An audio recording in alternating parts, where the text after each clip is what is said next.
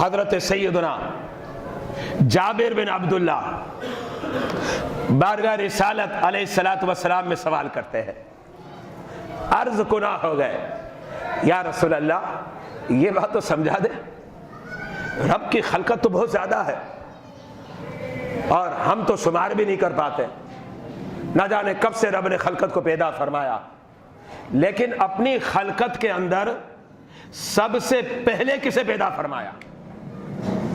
یہ سوال ہے۔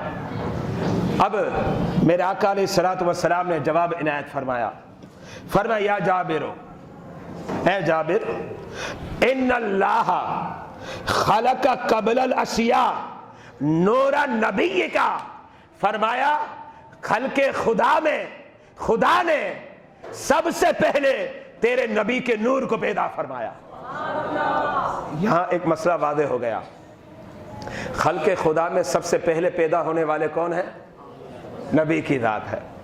اس لیے آپ نبی علیہ الصلوۃ والسلام کے جو اسماء ہیں نا، اب اس کا مطالعہ کریں، اس میں لکھا ہوا ہے اول، یہی اول کا مطلب ہے کہ خلق خدا میں سب سے پہلے رب نے نبی کو پیدا فرمایا، اس کے بعد دیگر خلقت پیدا ہوئی، خواہ وہ جنات ہو، انسان ہو، یہاں تک کہ کوئی فرشتہ بھی پیدا نہیں ہوا تھا۔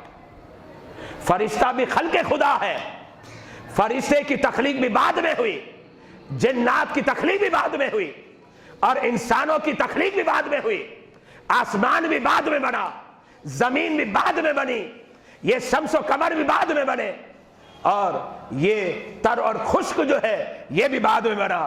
سب سے پہلے جس کا نور پیدا ہوا، جو رب نے پیدا فرمایا، فرمایا نور نبی کا، وہ تیرے نبی کا نور ہے، تیرے نبی کا نور ہے۔ یہ حدیث سے واضح ہو گیا۔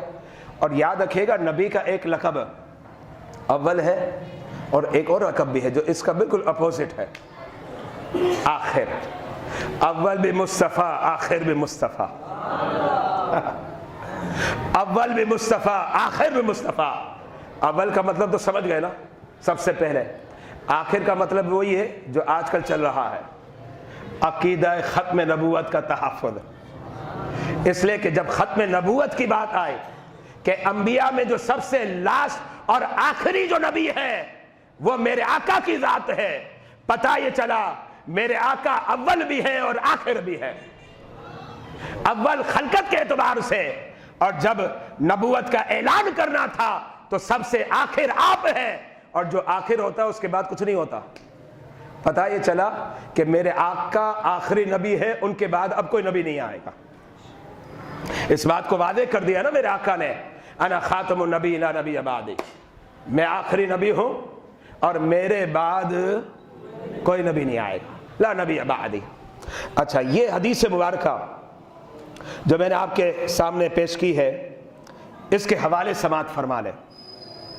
المصنف عبد الرزاق، المواہب اللدنیہ، کشف الخفا، سیرت حلبیہ، اور اگیار کا ایک عالم ہے اشرف علی تھانوی، ہمارا نہیں ہے، ہمارا نہیں ہے، غیروں کا ہے، جن کی نسل جو ہے میلاد پر تنقید کرتی ہے، ہم جب مناتے تو انہیں آگ لگ جاتی ہے اور مرچی لگ جاتی ہے۔ ان کا پیشوا ہے اشرف علی تھانوی، اس نے کتاب لکھی نشر الطیب، اس کے اندر بھی یہ روایت موجود ہے۔